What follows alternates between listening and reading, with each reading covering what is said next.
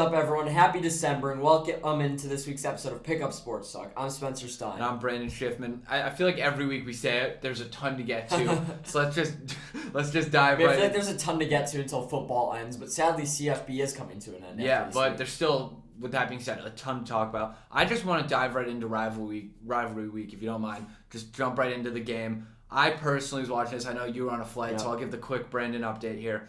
Starting out with this game, I think everyone was expecting a good game, but I don't think anyone was expecting the outcome we got. Yeah, for those of you who don't instantly know what he's talking about, Michigan beat Ohio State 45-23, second year in a row. Mm-hmm. Another upset, by the way, and this time in the Horseshoe in Columbus. Yes, huge game for the Michigan Wolverines. I want to start in the first quarter. Throughout the entire first quarter, it just genuinely looked like Ohio State was going to run away with this game. They looked like the better team. They were really using their offense nicely. Michigan couldn't really get anything going offensively for themselves.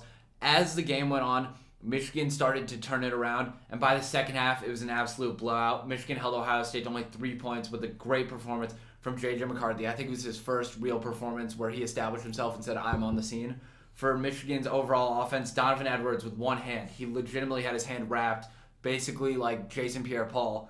Still, somehow, in his non-dominant hand, rushed for 216 yards and 2 touchdowns with an 85-yard rush and I think like a 75-yard rush. Huge game out of him. And for receiving for Michigan, Cornelius Johnson, huge game, 4 receptions, 106 yards, 2 touchdowns. On Ohio State's side, they legitimately, yes, this is a bad loss. Yes, this is a bad way for Stroud to go out. They have 2 receivers who are going to stay another year because they have to via rules of eligibility, who are absolute studs. If you don't know who I'm talking about. Marvin Harrison Jr. and Ibuka. Yeah, Emeka Ibuka and Marvin Harrison Jr. both went for over 100 yards, over 7 receptions, and a touchdown. Those 2 are going to be problems for cornerbacks for a whole nother year, and they're bringing in 2 5-stars in Brandon Ennis and Carnell Tate. Ohio State's looking good for the future. And by the way, about Marvin Harrison Jr., he's probably the best wide receiver draft prospect we've seen in years. Probably higher rated than Jamar Chase. Definitely higher rated than Devontae Smith. Mm-hmm. But I think the future of Ohio... because Smith was a Heisman winner. And Ohio State's future, though, is a little more rocky than I think you said it was, especially their coaching. But I want to talk more about this game. Mm-hmm. I said Ohio State would score just around 20 points. And they played to the level I thought they would. Stroud threw for 350 yards and 2 touchdowns. Yes, he had 2 picks. One of those was kind of a garbage time one late. And I didn't expect him to play well enough to win him the game single-handedly. But what went wrong is the rushing game. Obviously, with Travion Henderson out, that's kind of where they struggle, especially since Michigan's rush defense has been exploited, including the week before against Illinois. Where I went wrong predicting this was predicting Michigan's offense. And that all starts and stops with J.J. McCarthy. This is the game of his life. He's never played anywhere near this. After this week, people are saying he's in the Heisman conversation, which is utter crap. I mean, he shouldn't be It's a little bit short-sighted, I agree. With that being said, I think he fully established himself. And for next year... he's completed 50% of his passes. But it's just that Ohio State's defense wasn't guarding the deep ball too well. Yeah, I think that this establishes himself as a guy who will be in the Heisman race and pretty cements in the Heisman race next year. I don't think so. I really don't think so. We'll see what happens. But what I want to talk about is Michigan's running game. Because last week and the week before, you said Corum's in the Heisman race. And I said... He was. And I said Donovan Edwards can do just as much as he can. And although his talent's a little less, it shows that what makes Michigan's rushing attack so good is their offensive lineman, is their scheme. And Donovan Edwards proved that this week. I wasn't sure if he would play. I wasn't sure if he was healthy. I think last week when we recorded predicting this game, we were assuming that he would be out and Stokes would be out and Corum would be out when they all played. Corum got 2 carries. Corum was out by the end of the first quarter. He was out. He played on the first drive. That was basically it. But Donovan Edwards proved to me a couple things, and that is that Blake Corum is nothing special. Yes, I'm going to say it. He has no reason to be drafted in the first 3 rounds of the NFL draft. He has no reason to be a Heisman winner. And Donovan Edwards is talented. At the Penn State game, for example, I saw both of them carrying the ball very well. So I think what this proves is that it's nothing about Corum. If they have a running back out there, they're going to play well as long as they're kind of, not some freshman walk-on. The reason why I disagree with you about you saying that Corum should and never deserve to be in the Heisman race is you can't take away the stats from a guy. Now you could say, yes, Donovan Edwards did as much, but Corum's stats were jumping off the page in a college football season full of great running backs. Yes, but 2 weeks ago, I think you said that Donovan Edwards couldn't fill his shoes, and I think he proved to us this game that he could. I want to talk about one more thing about the future of each program before we get to the Heisman race, because Corum's also would have been out of it even if he put up 216 yards and 2 touchdowns this game because Caleb Williams is that good. But It's crazy how the tides have turned. 2 years ago, I was one of the people saying fire Jim Harbaugh. And surely I thought they should have. If you can't beat Ohio State over and over, you got to go. And last year he proved they could beat him once. This year was proving, was last year lucky? Was it a fluke? Or is Michigan turning the corner as the better program? Do you think that's happening? I mean, I think Ohio State still will be a better recruiting program overall. But with that being said, if Michigan can slowly start chipping away at Ohio State over the next decade, if the next decade starts to look the way the last one did, but opposite, Michigan's a dominant program, I think this will have major long-term effects on recruiting and NIL and boosters. I think that there will be major effects, and they call it the game for a reason. Yeah. If Michigan's starting to win the game more and more over the next decade, they will cement themselves as a superior program. If this game does have an effect on recruiting, that's the only big difference it can make. I still think Ohio State will recruit better, and I still don't fully trust Jim Harbaugh. I mean, I think they can win a playoff game against like TCU, but I'd still favor USC over them. But what I want to say is I think this is less about Harbaugh, and I think it's more about Ryan Day. Ryan Day is not stepping into the shoes of Urban Meyer like we expected him to. People are crying for him to be fired. He shouldn't be fired. No. He made the national title. He's only lost 5 games in a couple years in his career. He's like 45. Yeah, exactly. 45. And he's lost to Michigan 2 years in a row. He'll have a shot next year. But I think this is more about the tides changing, not about Jim Harbaugh getting better, not about Michigan's recruiting getting better. But if that happens, which it could in the next few years, that'll change things. It's more about Ryan Day not filling the shoes of a historic position that countless guys have been able to do. I don't think he should go yet. I don't think Urban Meyer would be my choice to replace him, but I think soon enough he might have to go. I want to move on to USC Notre Dame. Yep. USC won this game 38-27. I know there were questionable calls from both sides, but I think USC was winning this game no matter what happened because their quarterback was Caleb Williams and Notre Dame's was Drew Pine. Drew Pine wasn't horrible. He passed the ball well, but that fumble in the red zone on a handoff basically I thought was a 14-point swing, turned the whole game around. And even if he did score on that drive and they stayed in that game, I would have trusted Caleb Williams to torch that Notre Dame defense late. Yeah, for sure. I mean, I've been saying it for the past probably 5 weeks now. Caleb Williams is simply put a showman. Yeah. He goes out there, he makes the highlight plays, but he still does everything right. He doesn't make like dumb mistakes that most guys make in college football, and it's shown. USC's now top 4 in the country. They're the 4th ranked team, and he's number 1 in the Heisman race, and it's pretty much him and no one else. I mean, the ceremony's tomorrow night, I think, so I think it's most definitely going to be. It's not even close. Yeah. He's Patrick Mahomes 2.0. It's not what I mean. He's not going to be as good as Patrick Mahomes. I don't think it's a lock that he's going to be a star in the NFL. I know he still has a year to go. But have you seen anyone play as similar to Patrick Mahomes as him? I mean, all night when I was watching that game, yes, there were holding calls on USC that they missed, and maybe that's why he was scrambling so well. Yes, he still only threw for 230 yards and a touchdown. Mahomes did much more, but that was at a Big 12 school. I think Caleb, his play style is most similar to Mahomes. Not saying he'll be as good as him, not saying he is as good as him, not saying anyone can come near Patrick Mahomes' talent or play style, but if anyone can come close to it and look like baby Patrick Mahomes, I think it's Caleb. So here's my thing with Patrick Mahomes. Patrick Mahomes probably, other than maybe Josh Allen, has the best arm in football. I'd say he's better than Aaron Rodgers cements himself. Caleb Williams doesn't have the arm that Patrick Mahomes had. He's kind of like a hybrid he has, I get what you mean by Patrick Mahomes. He has that ability to evade the pocket while still remaining composed, throw a good pass.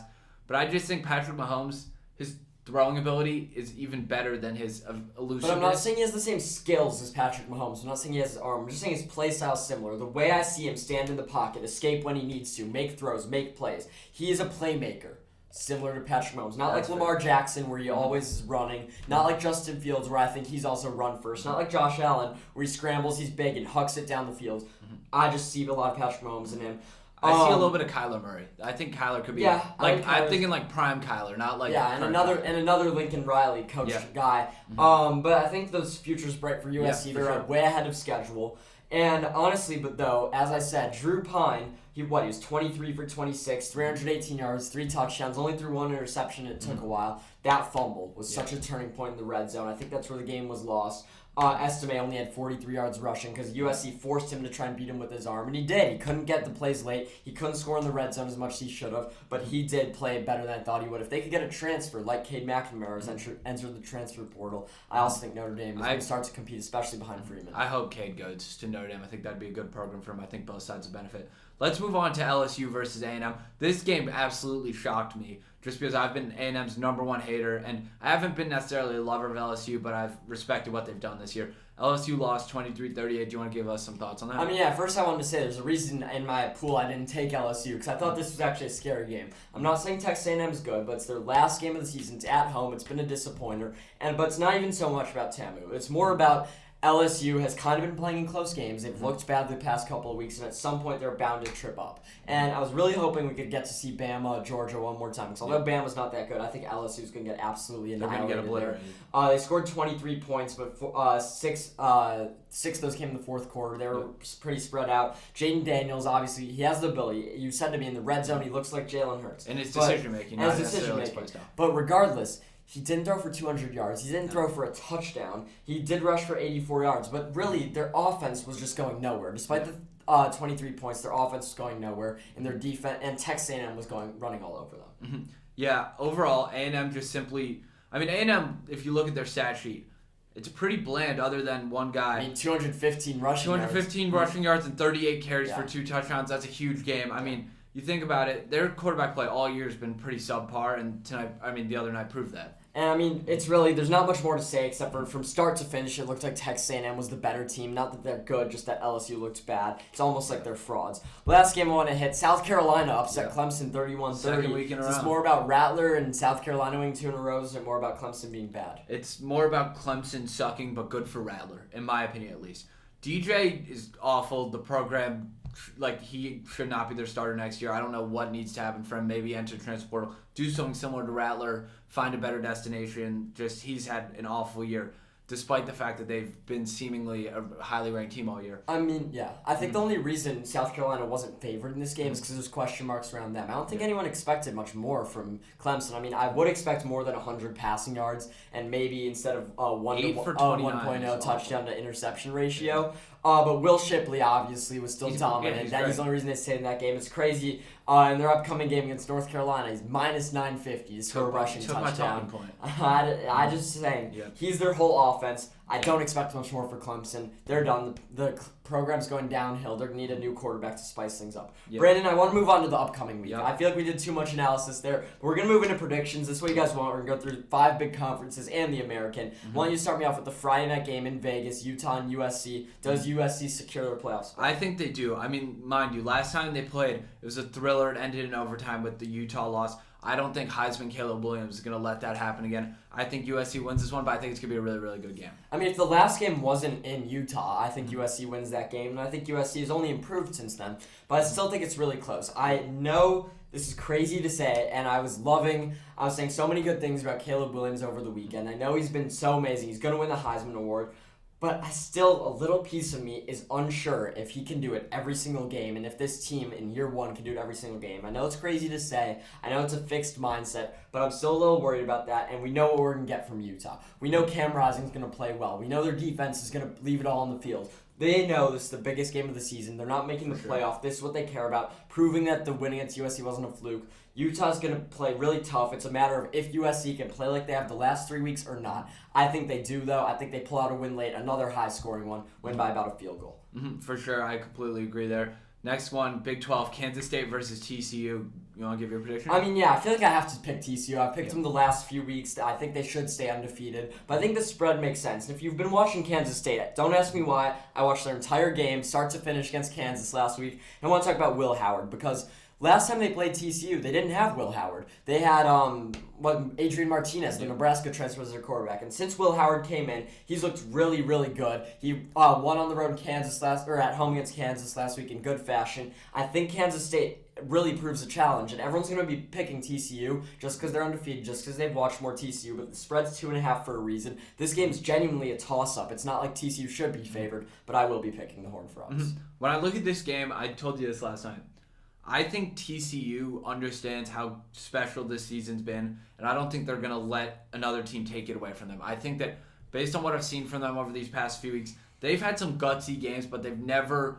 They've never shown me anything to make me doubt them. And I mean, they looked better than they have all season last week. They utterly dominated Iowa State start to finish. I expect that one to be close. I mean, they're not bad. They started the season ranked. But I'm still thinking about 2 weeks ago when they really shouldn't have beaten Baylor. So I think this one's really close. I will take TCU, though. LSU and Georgia. My question to you isn't who wins. Does Georgia cover the 17.5? Honestly, this could be a hot take. I don't think Georgia covers. I think this game stays relatively low scoring. I think Georgia understands that once they get a certain number of points on the board, not necessarily take it easy. They will run up the score. I don't think Georgia is going to go in there thinking we need to put up 60 points on this team. 37-6. Georgia wins. 37-6. Purdue and Michigan, Brendan. Who you got? So, really quickly, some Michigan news here. Blake Corum out for the year. Knee surgery, brutal loss. Like Spencer and I have said, he was in the Heisman race, top 3 in the Heisman race for a while. Also, Maisie Smith on Michigan's defensive line. He's their D tackle. He will be able to travel with the team. It's sounding like that. We'll see how the charges turn out. He ended up with a gun, says he obtained it legally. But Brendan, who you're picking? I'm taking Michigan here. I think that this is going to be a good game. I don't want to underestimate Purdue, but with that being said, Purdue hasn't shown me many great things this year. They've had some decent wins, but Michigan, I think, should win this one pretty handily. I disagree. I think Purdue's going to keep it really close. I'll get to that in my betting locks, but I will take Michigan to win the game because they're the better team. Clemson and North Carolina. Exciting game a few weeks ago. In my mind, this would be, but instead I have no interest in it. I guess I'll take North Carolina in a big upset just because I don't trust anything from Clemson. Low scoring, though. I was tempted to take North Carolina, but for some reason I'm being drawn to Clemson here. I feel like this isn't going to hit either. I think that there's a potential. Their defensive line is very good. Their front seven's good. I think that they could potentially hold Carolina. And Will Shipley scoring 2 touchdowns could be all. I mean, the reason Clemson's favored is because North Carolina's that bad. How about UCF and Tulane in the American? I'm going to pick first. I'm taking Tulane. They beat Cincinnati last week. And UCF, by the way, they almost lost to USF, University of Southern Florida, who are 1-10. That was a close game. It came down to the very end. I was rooting for the Bulls, so I'm taking Tulane here. They've been the better team the last few weeks. Yeah, I'm taking Tulane. It's at Yeoman and New Orleans. I think that overall they've shown me more things this year. They had a big win against Cincy, like you said. Honestly, might have caused Luke Fickell to leave. We don't know. And also, by the way, UCF lost to, I think, Army a couple weeks ago. Best bets, Purdue plus 6.5. It's an alternate plus 255. I think Michigan's too confident after last week. I think they come out slow. I definitely think they'll win this game, but I do think it'll be close. If you could take a first half Purdue spread, take that. And by the way, Purdue, although they've been in close games, though they haven't dominated, last week they pulled away late against Indiana. They did beat Illinois a couple weeks ago. I know way back early in the season I watched their whole game against Minnesota where they upset them 1-10 in Minneapolis. So Purdue's a good team, better than you think. I think they will keep this one close, but Michigan will win it. My other pick, UNC getting 7.5. These teams are both bad. I'll take the team getting points. Yeah, as I said, that game also, I was going to talk about that game real quick. UNC Clemson, take the under there. I don't think much offense is going to be going on. My best bet of the day, though, TCU minus 2.5 versus Kansas State for all the reasons I said before. TCU, I think, is going to go in there hungry for that win. They want to make the playoff. They understand what this season's meant for them. Yeah, I agree that that's going to happen. Let's move on to the NFL. Before we get to last week's games, I want to talk about Odell Beckham for a second because he has visits coming up in the next week with the Bills, Giants, and Cowboys. Exactly. So I want to know what team he's going to go to. But first, I want to ask you this. After the controversy over the airplane incident, after his injury, will he make a big impact or will he be a detriment to the team? I mean, he was labeled as immature up until basically last January. So I haven't done enough research on the airplane incident to really comment on it. I saw like half a second of a clip of it. I mean, all that happened was he says he was asleep on an airplane. We don't know what happened. And they asked him to put on his seatbelt, but he was asleep, so he didn't hear. And instead of just kindly asking him to put it back on, they offered him to be removed off the plane or to deplane everyone on the plane. Instead, they did that. He got the whole flight canceled. There's a lot of controversy, but it doesn't sound there won't be any legal issues. Yeah, that's pretty bad though. I think that even after the ACL tear and this incident, I still think he can have an impact on the field. I mean, Antonio Brown had an impact on the field after everything he did. By the way, I don't like Antonio Brown at all. Don't want to make it sound like that. With that being said, I think if I had to predict what team he's going to, I'd probably say the Cowboys as right now. I mean, yeah, the Cowboys have been the heavy favorite the whole time, but now it's really seeming. I would have said last week 95% he goes there. Now I'm thinking it's more like 75. But realistically, when you're looking at Buffalo and Dallas, those are the teams where I think he'll fit in best because there's another receiver that's been the main target. They don't need him. He's an addition, and if he's bad, it won't really affect the team too much. I don't see why he'd go to New York. I don't think they're going to make the playoffs. They're not a heavy passing team. And he's been there before. It's really weird. I think that's just such a weird team to be in the mix. So I don't want to see him go there. I don't think that'll end well. But I think he'll make a small impact and probably larger in the playoffs. Brandon, where do you think? Do you think this helps the Cowboys a lot if he goes there, or who do you think needs him the most? The Giants probably need him the most. They don't pass the ball well, but I think that of the two teams we're saying, I think the Bills probably need him less. I feel like Josh Allen can make it work with just about anyone. I think Dak needs more help than Josh Allen. I think that he'd have the most impact on the Bills just because Josh Allen would be able to get him the ball and use him properly. Whereas I think the Cowboys are a little dysfunctional. Oh, dysfunctional. I think he'd have the most impact on the Cowboys because they always are looking for more pass catchers. Dak's always distributing the ball. I don't think the Giants really are going to pass the ball more. I don't think he's ready to be the number one receiver. I still think he has some rehab left, so I think the Cowboys. That's another interesting wrench thrown into the NFL season. Let's talk about last week. First, our Bears. Lost 31-10. Trevor Siemian barely played. Justin Fields was out. Jaquan Brisker out. Kyler Gordon. Darnell Mooney out for the season. Eddie Jackson out for the season. Don't care. You want to tank for Will? Yeah, at this point I've bought into the tank. That's all I really need to say. Still want to beat Green Bay, though. Fields out there. How about Mike White? He absolutely went off. He's one of my favorite quarterbacks dating back to last season. Played better this week than Zach Wilson has. Basically in any game. 3 touchdowns, 315 yards. Was this more Bears defense being bad, or is Mike White the guy of the future? Mike White's definitely had some good games. He's had some good showings, but I think that the Bears defense is also pretty bad at this point in the year. We're pretty hurt. I just want to know this. What reason is there to say Zach Wilson is any more important to the franchise than Mike White? I think it's more of a moral thing than an on-the-field thing. It definitely is. The fact that they spent that three of Mike White's 4 games, in 3 of his 4 games in the NFL, he's thrown for over 300 yards and 3 touchdowns. No one else has done that in NFL history. Yeah. Zach Wilson's never done that. I don't see why they can't ride with Mike White until the wheels fall off and then see what happens with Zach. I honestly think that there's a real possibility that they could potentially take a quarterback. I'm talking about a Levis or an Anthony Richardson this year and just begin developing him behind Zach Wilson. I doubt it. I know they're deep in a bunch of other positions. They won't have a high draft pick. I think they need a good quarterback. Maybe. I don't think now's the time. And I think the place to get a quarterback for the Jets is free agency. Maybe Tom Brady's going to be a free agent. Absolutely not. One more NFC North team looked bad. Green Bay Packers lost the Eagles 40-33. Rodgers got hurt. Jordan Love looked good. Brandon, is it time to move on? I think that it's a hard decision to do so, and I don't think that they're going to do it, especially because Jordan Love has been pretty low-key for his entire career up until now. So I don't think that they're going to necessarily move on, but you know what? If Jordan Love looks good for him. I think that's only reassuring to Packers fans because it feels like the end of Aaron Rodgers' time in Green Bay is coming pretty quick. Yeah, but by the way, of his 119 yards and touchdown, it came on a 63-yard reception. Yeah. I don't think we could say we could trust Jordan Love. I really don't think he's necessarily the quarterback of the future for sure. Mm-hmm. And Aaron Rodgers deserves to play in Green Bay as long as he needs to. They shouldn't treat Aaron Rodgers like they did to Brett Favre. As good as they think Jordan Love might be, they got to stick with Rodgers. Mm-hmm. I want to move on to the AFC, Brandon, because I think a really interesting debate to go into right now is the AFC Power Rankings. Yep, I completely agree with that. So do you want to explain how we're going to I'm just going to jump into my rankings, and you can disagree or agree. Because I think the Buffalo Bills have really been sliding down mine. The number 1 team in the AFC, undisputedly, is the Kansas City Chiefs. Patrick Mahomes is looking like I think he should be the MVP of the NFL over Tua and over Jalen Hurts. Missing Tyreek Hill has not missed a beat for them. Mm-hmm. Travis Kelce's arguably having his best season of his career. He's been going The Kansas City Chiefs are the best team in the NFL. Yep. It's not close.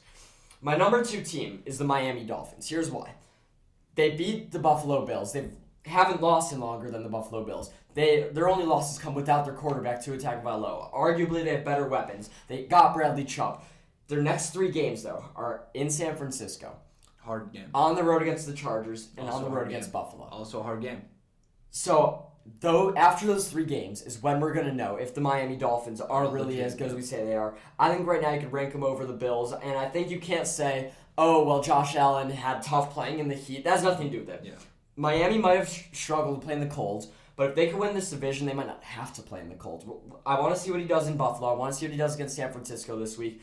That will determine how good the Dolphins are. Followed by them, I have the Buffalo Bills, obviously. The Cincinnati Bengals, too. They're kind of getting disrespected. Yeah. They're the defending AFC champs. They're on a win streak. Joe Burrow, although he started slow, is finally catching fire. And he did it, by the way, last game without Joe Mixon and without Jamar Chase, who are both coming back this week. Cincinnati Bengals cannot be disrespected. Those are the top 4 teams in the AFC.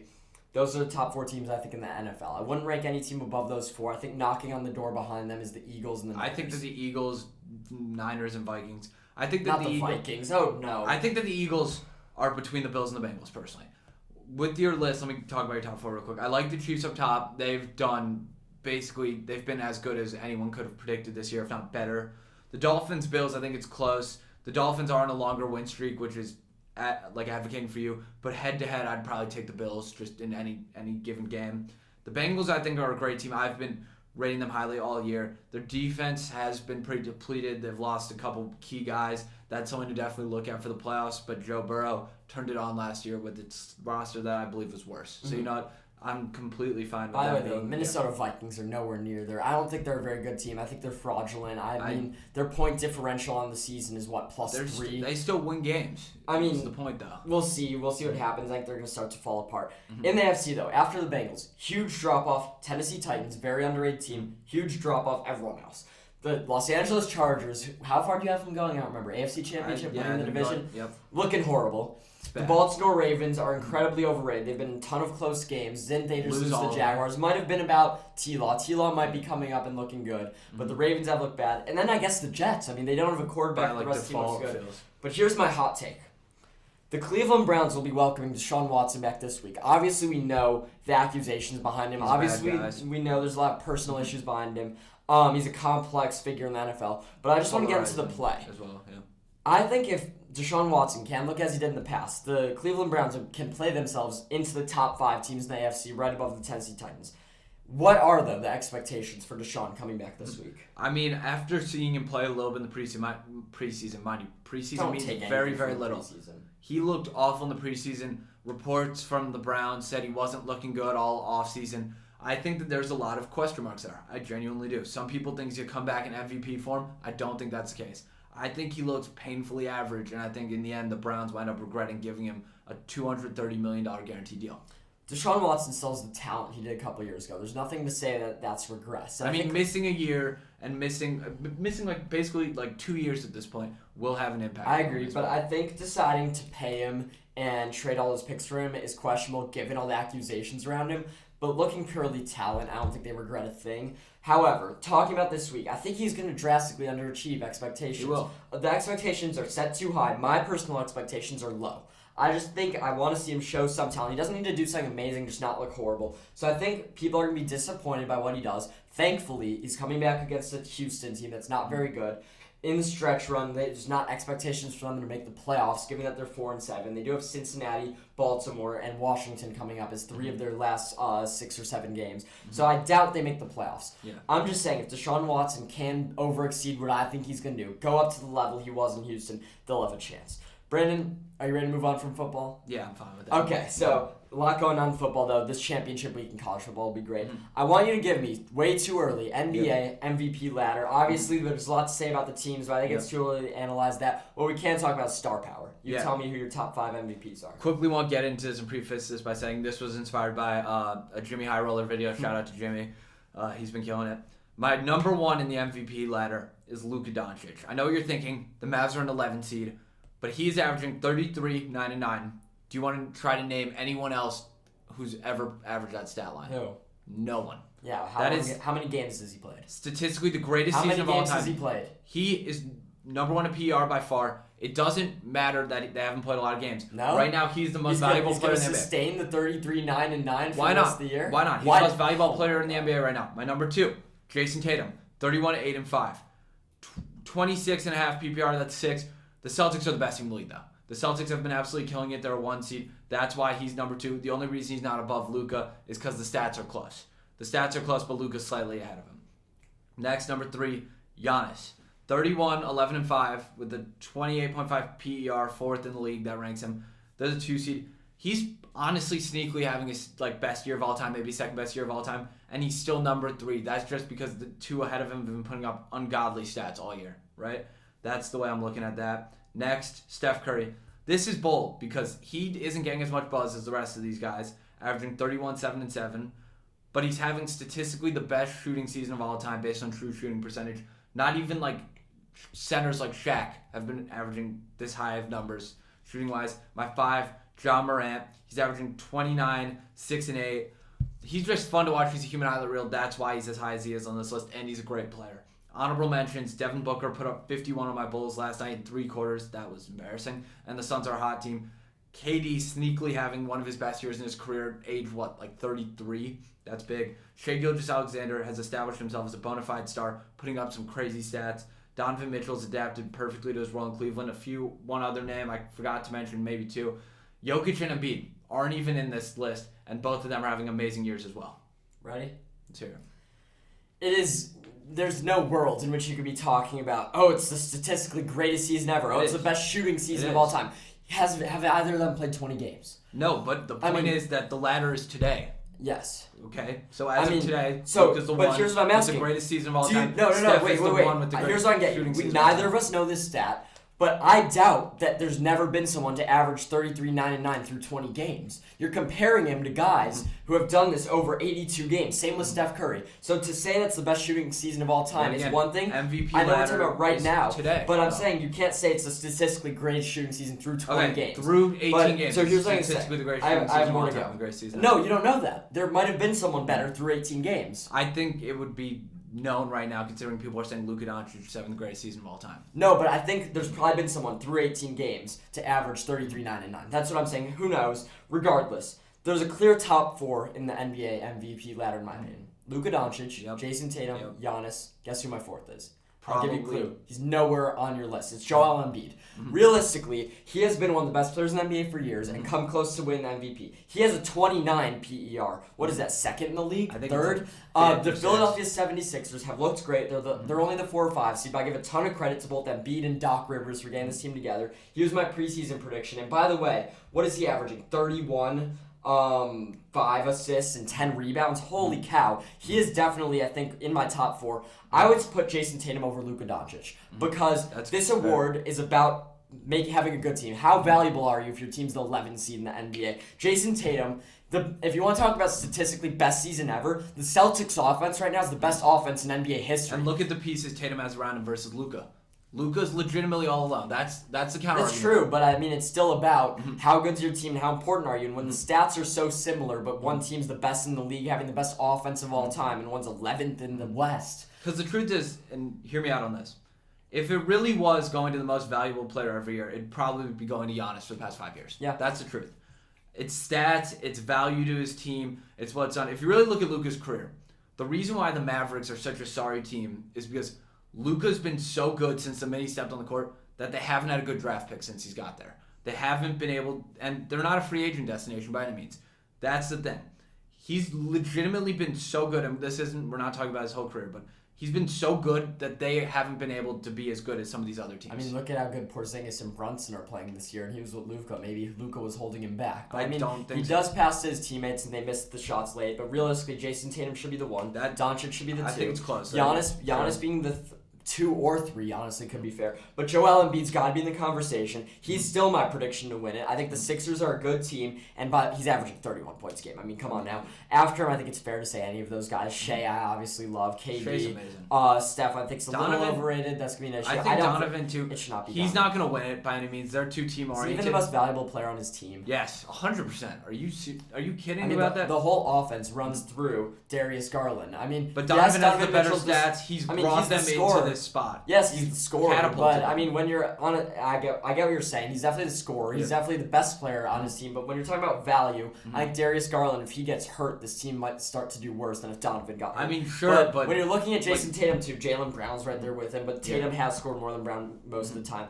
So I think it's close. But honestly, it's way too early for any of this. And by the way, stop bringing up that greatest season ever because it's about is it the greatest through 18 games or is it the greatest ever? You're comparing him to guys. It's truthful though. But it's not. Yes, it is. Statistically, as of today, Luka in 18 games has done better as of today, better than anyone for 82 games. Why would you compare someone who's played 18 games to people who've played 82? Because you need to compare him to other guys through 18 It's his trajectory, though. He's not going to follow that trajectory, though. No one has before. Me, I'll bet you money on it. He's been getting better throughout the season, too. It doesn't matter. Let's move on to soccer because you can't compare him to guys who've played 4 times the games and compare him to other guys this early into the season. I want to talk about the World Cup a bit. I'm not going to go through every stage, even though today Japan pulled off a huge upset. I want to talk about USA. beat Iran. That was needed. Advancing to the knockout stage. Have a chance playing the Netherlands on Saturday morning for a chance to move on to the final 8. But they only scored 2 goals in the whole tournament. Was this a success, or are people kind of overrating them? It's a success. So we made it out of our group. B. Yeah, we made it out of the Group B. Good for us. I'm proud of us for that. But with that being said, we're not looking to. I mean, we realistically aren't going to win the World Cup by any means. Like, I think that people are pretty clear about that, though. I mean, yeah, no one really expected us to win, and I think stop it with this. We only scored 2 goals. Iran is not that horrible of a team. Yes, I think we could have scored more, but also our best player went out after scoring a goal in the 41st minute.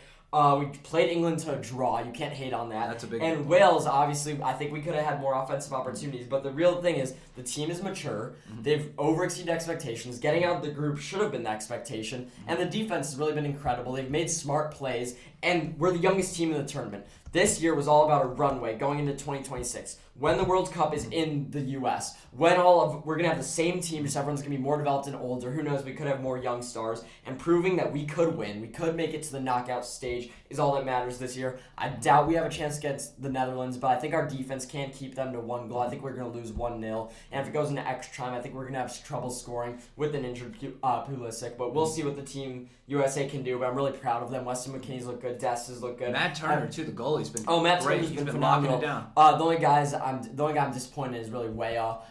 Missed some really easy opportunities, and that's why our offense has been struggling. We don't have really a clear number 9, a clear striker. Josh Sargent hasn't looked great either, but I'm really excited for the Saturday game. Hopefully we can move on. And Brandon, let's just end this with Week 13 NFL predictions. I want you to start me off with the Thursday night game tonight, New England and Buffalo. Who you got? I'm going to take the Buffalo Bills here. I know it's been a little bit rocky for them, but I think this New England team's just not what people give them credit for. Do you mean they're underrated? No, I mean, it's like people have given them crazy amounts of credit sometimes and completely underrated them. They're kind of all over the place.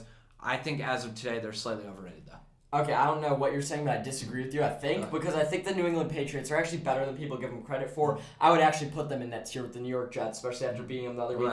And yet they don't stand a chance against Buffalo. I'd take Buffalo giving the 4 points on the road. Even though Josh Allen hasn't looked great, I think he can muster together enough points to cover tonight. Steelers-Falcons, kind of a bad game on Sunday. It's going to be a horrible game.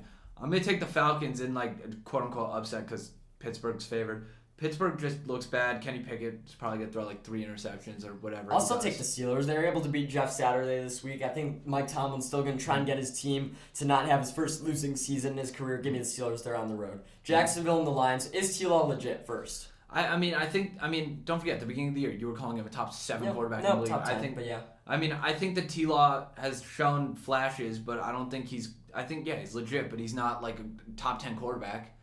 He'll play for them. He's right there. They'll win the game. I don't think. He's on the fringe. I'd take him over Kyler Murray. He has a bright future. Not take him over Kyler's looked atrocious. He is a future Pro Bowler, by the way. I'll take him to beat Detroit. How about you? Yeah, I said they're going to win. Jets and Vikings, Brandon. Minnesota's only favored by 3. That should be proof enough. Is Mike White going to do it again? No, he's not. And I think he puts up decent stats, but I think the Vikings offense just overpowers the Jets defense. Oh, no. I think Sauce Gardner could potentially give up his first touchdown. I think this could be a low-scoring one, actually. I think Mike White looks good again, but I think when Kirk Cousins isn't playing prime time, he does what it takes to win a close game. Give me the Minnesota Vikings 17-13. Commanders and Giants. Commanders are now vying for a playoff spot over the Giants, I think. Who you got in I'm New taking York? Washington. Yep. With that being said, really quickly, Commanders and Giants, watch out for your knees. That field needs to get changed. It's actually like awful, and it's a huge problem for the NFL. And I think that's going to stop Odell from signing there. It's a huge issue in his opinion. Sure. I'll take the Commanders too. They're streaking. I genuinely think the Giants are the worst team in their division. I was right all along. Just I thought they'd win 3 games and not 7 already through 11 games. So I'll take the Commanders here to keep it hot. Titans, Eagles here. This one's been 2 teams like you said. Both have been pretty good this year. I'm gonna take Philly here. I think they go 11-1 after this game. You're not looking deep enough into this game. I'm going with the Titans. They've really looked good. They've caught fire, and honestly, the Eagles haven't looked their best to me in the past 3 weeks. I think they really get reawoken after this game. I think Derrick Henry runs all over them. Give me the Titans in an upset here on the road. Broncos and Ravens. This is probably the biggest spread of the week. Broncos have looked utterly atrocious. Does that trend continue? Yes, it does. I think that they keep it closer than what we expect, just because the Ravens haven't been good in close games. But I think that the Ravens are just the better team, and therefore I think they win this game. They do not cover. I think the Broncos cover the 8.5, though. And by the way, it's another low over-under, and I think I might take the under again. 39.5. Yeah, I think the Ravens win this one 16-6. Some horrible score like that, like they did the other week I forgot who they were playing. The Panthers. They only won 13-3. Browns at Texans. Brandon, does Deshaun play well at his old stadium? I mean, I think that the Texans are so bad that the answer's... I don't think he has a good game, but I think the Browns win. The Texans' defense has actually been something this year, which was out of nowhere. It's their offense that's the real problem. But yeah, I think that the Browns win this one, but I don't think it's behind a good game from Deshaun at all. I think Nick Chubb steals the spotlight and double-digit win here. For sure. Seahawks-Rams. This game, I don't think it's going to be a great game. With that being said, do you want to give your pick or do you want me I'm just saying, if you're in a survivor pool, I think this is a great sleeper pick. Take Seattle here. The Rams are in shambles. Yeah, Seattle -7. I think Seattle could cover here. The Rams have fallen from grace, it feels. Dolphins, 49ers, you teased this game earlier. I'm going to quickly go ahead and say it. I'm going to take the upset here and go with the Dolphins. I think that they're going to go into San Francisco and potentially win this game. Although I just said the Dolphins are better than the Niners in power rankings, the Niners are my NFC team, and I think they win this game. I think Kyle Shanahan has to best McDaniel, and honestly, this is the game of the week I'm most excited for, even more than Chiefs-Bengals, because I love to see this Dolphins team play. I love to see the Niners play. It's a lot of old people playing against each other. Jeff Wilson back in Miami, and all the picks the Trey Lance trade got him. Ended up getting him Tyreek Hill, Jalen Waddle, and Bradley Chubb. Very interested in this one. I'll take San Francisco at home. The other interesting game, though, just mentioned, AFC divisional round or championship matchup from last year. Chiefs at Bengals. Who wins this one? That for me depends a little bit on.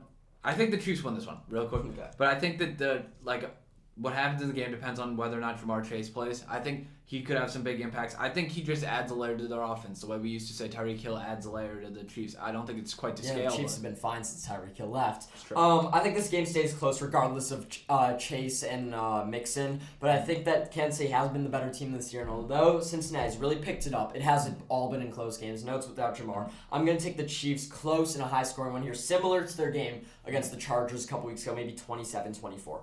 Speaking of the Chargers, they're playing at the Raiders, and the Raiders are favored. Does that say more about the Chargers, or are the Raiders back? It says more about the Chargers. The Raiders aren't back. I know you predicted them to make the playoffs a few I weeks ago. just said they'd make a playoff push. I didn't say they'd make it. And honestly, by the way, they have. I expected them to go and beat the Saints or Jacksonville or the Colts, which they didn't do. But they have won 2 in a row, including a win 2 in overtime. But they did beat Seattle. That's a real team. I think the streak continues. Like they beat the Chargers here at home, just like last year. They beat them to knock them out of the playoffs. They'll do it again. And by the way, they can then win the next week against the Rams. They can beat New England at home. They can beat the Steelers. They can go on a streak. They're not going to make the playoffs. It won't be enough. But this team, I was not wrong about them making a streak, given that they have Devontae Adams, Josh Jacobs has been going off, and the easiness of their schedule. That's all I was saying. Not that they'd make the playoffs, just that their schedule and talent aligns for them to be able to pick up the pace.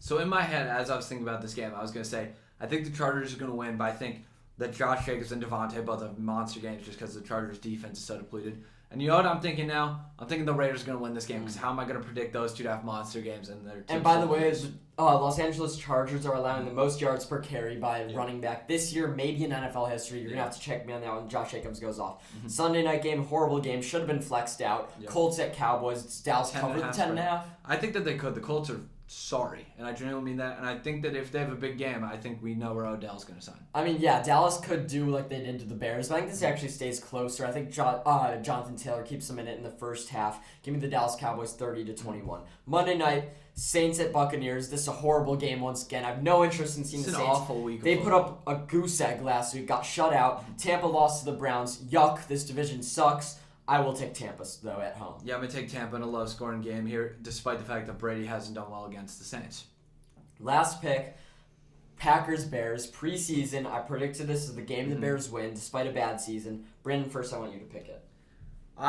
You obviously want the Bears to win here, but I don't want the Bears to send out Justin if he's really injured. That's my thing. If Justin plays, I think that the Bears could win this game. If not, I don't think that the Bears stand a chance. No matter what, Justin or not, I'm going to be rooting for the Bears. Well, of course. Well, not of course. You want the draft pick. Because I was about to say, realistically, if Justin plays, I think this is an important win to prove to him that this team actually wants to beat Green Bay, to prove that Chicago is here. But if he's not in, it makes more sense to lose. Get a better draft pick. Get Green Bay farther away from us. And I think this game is dependent on both quarterbacks. Really impossible to pick it, but I'll say this. I was expecting preseason Green Bay to be pretty steady all year, and I thought we would have won that game in this scenario. But given that Green Bay's been improving, it's going to be tough to get them, especially with They've lost 2 games in a row. I mean, their play is improving undoubtedly, and especially looking though at how many injuries the Bears have, it's going to be tough to win this game. If Justin's, I can't pick the Bears with Mooney out. No logic. Just with all the injuries. If the Bears were healthy, even if the Packers were healthy, I'd take the Bears.